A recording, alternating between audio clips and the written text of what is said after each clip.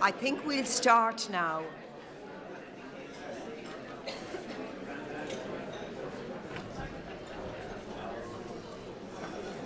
Now, this morning we concluded that part of our work programme that involves expert presentations.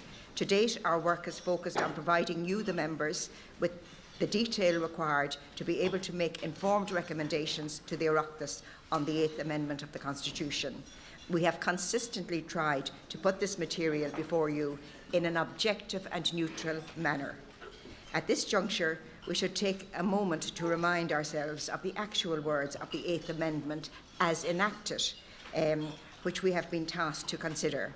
And I just quoted, although, as you know, it was quoted this morning, I think, by Brian Murray.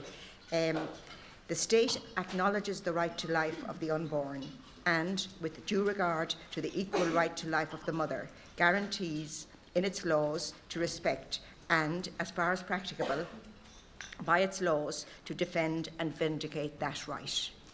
That's Article 30, Section 3, Subsection 3, as originally enacted. As I mentioned this morning, there were additions as a result of the 13th and 14th Amendment. But in any event, what I want to emphasise is that the words I've quoted have affected people, both born and unborn, in Ireland, and in many ways, directly and indirectly. To gather many voices, views and opinions on the topic, the Assembly asked for submissions from individuals, representative groups, citizens' organisations and members of the public on the topic. As you know, we received over 13,000 submissions, and the remainder of this weekend will be entirely dedicated to information, testimony and opinions brought to us via the submissions process.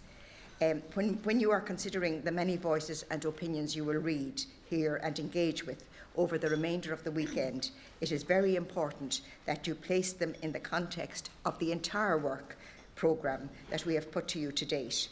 They also provide you with an opportunity to review and assess what you've heard in other sessions. This is a citizens' assembly, and as the citizens you have consistently asked to hear from the voices of women whose lives have been directly impacted by the 8th Amendment of the Constitution. This is important because these are very particular experiences that most of you will not have experienced yourselves. Personal testimony affords us an opportunity to hear firsthand about some of the effects of the medical, legal and ethical theory we have heard since we held our first meeting some months ago.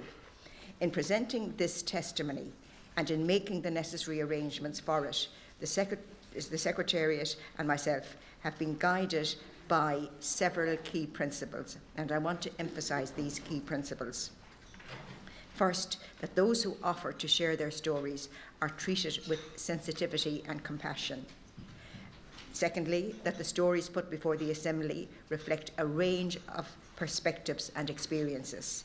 Thirdly, that the stories do not imply any judgment on the decisions made by other women in similar circumstances. And fourthly, that the testimony offered is informative and will aid you, the citizens, in your consideration of possible recommendations to the Houses of the Oireachtas.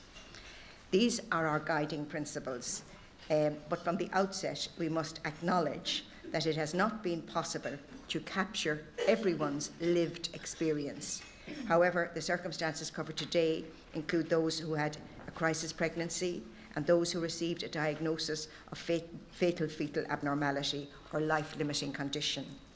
Also, while every effort was made in terms of bringing you a spectrum of voices, it would be impossible to capture a comprehensive range of case studies. Rather, this is an attempt, and I emphasise attempt, to highlight the many and overlapping complexities involved in women's personal experiences with the 8th Amendment.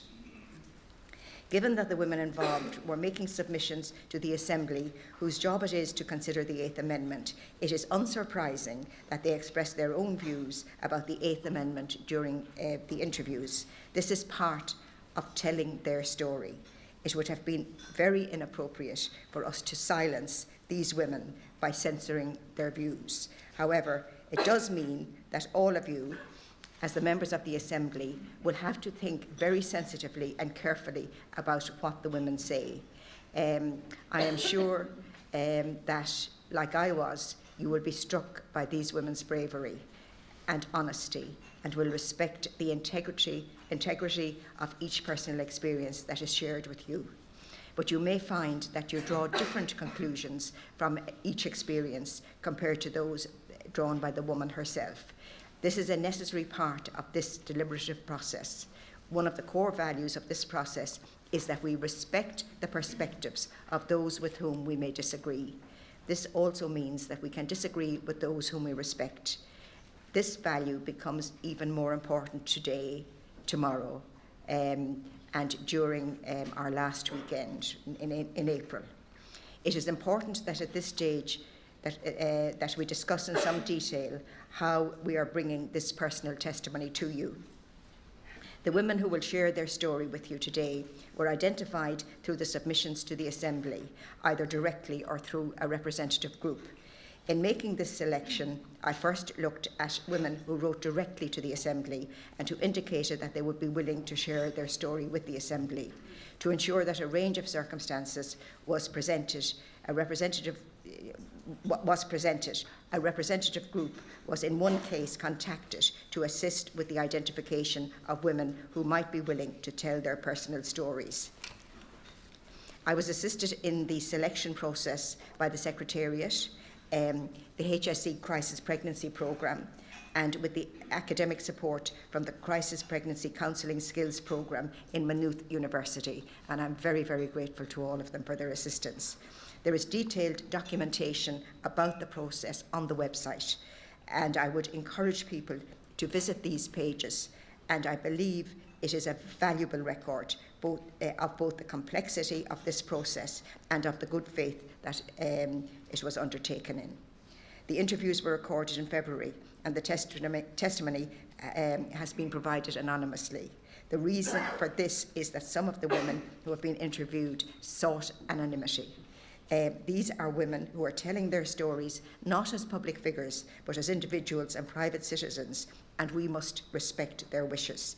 Therefore, in the interest of consistency, and I stress that, in the interest of consistency, each of the 6 stories will be presented anonymously on the day.